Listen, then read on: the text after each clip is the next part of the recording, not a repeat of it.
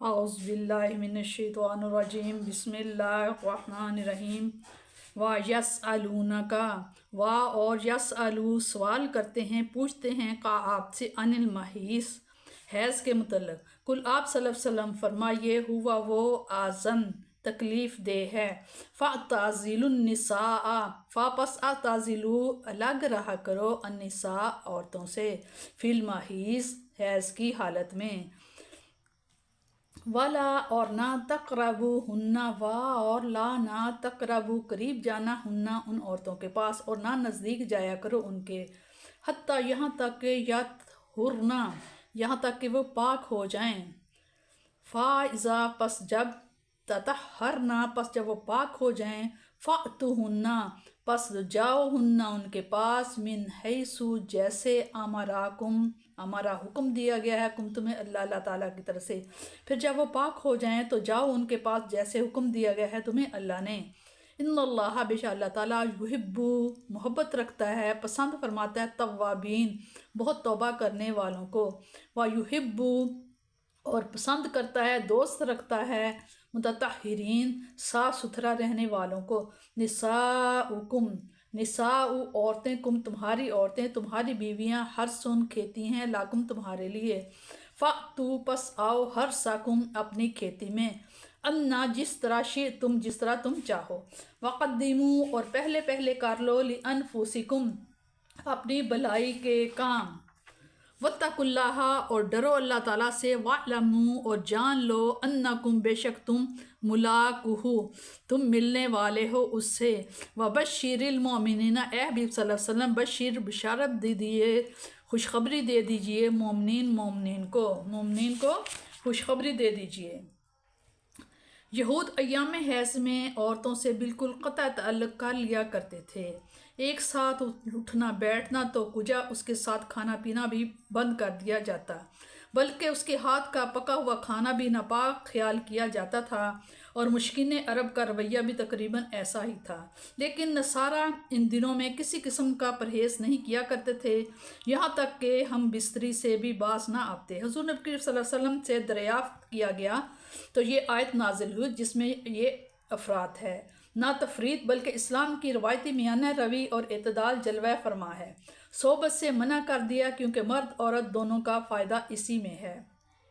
عورت کی طبیعت ان دنوں نڈھال ہوتی ہے اور یہ عمل اس کے لیے بھی ناگوار خاطر ہوتا ہے نیز خون جو بہرحال غلیظ و نجس ہے ایسے حال میں مقاربت کو کوئی سلیم الطبع انسان پسند نہیں کرتا بلکہ ایسا کرنے سے بسا اوقات ایسی نفرت پیدا ہو جاتی ہے کہ پھر اس کا ازالہ ممکن نہیں ہوتا لیکن ساتھ اٹھنے بیٹھنے کھانے پینے کو اسلام نے جائز رکھا کیونکہ اس میں کوئی حرج نہیں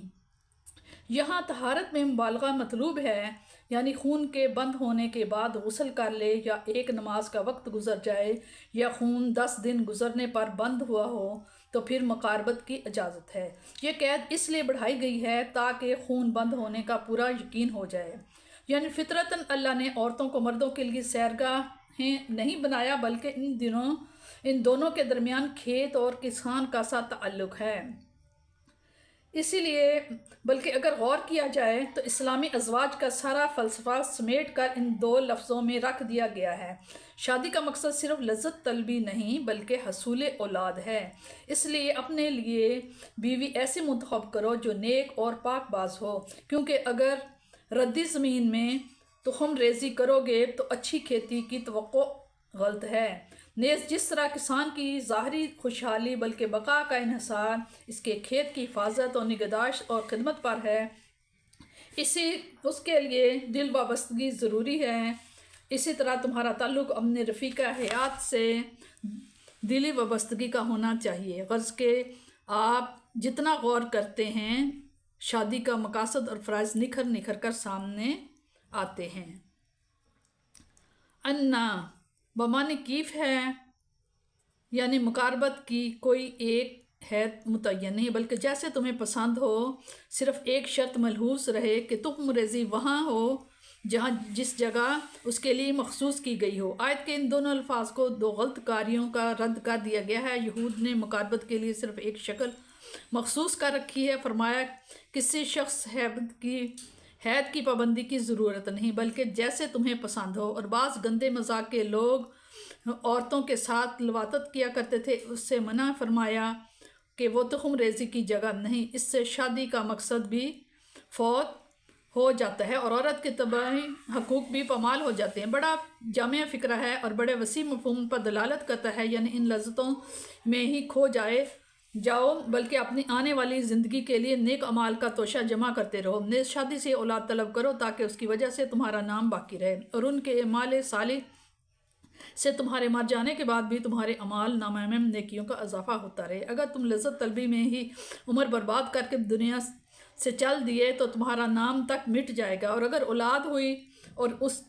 کی تم نے صحیح تربیت نہ کی، ان کی اخلاق اور سیرت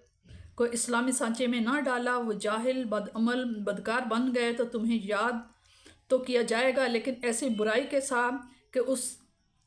اس سے تمہیں اگر یاد نہ کیا جاتا تو 1000 بار بہتر تھا۔ نیز نیک اولاد کی خواہش ہے تو پہلے ایسی نیک بیوی تلاش کرو جو نیک اور سعادت مند بچوں کی ماں بن سکے۔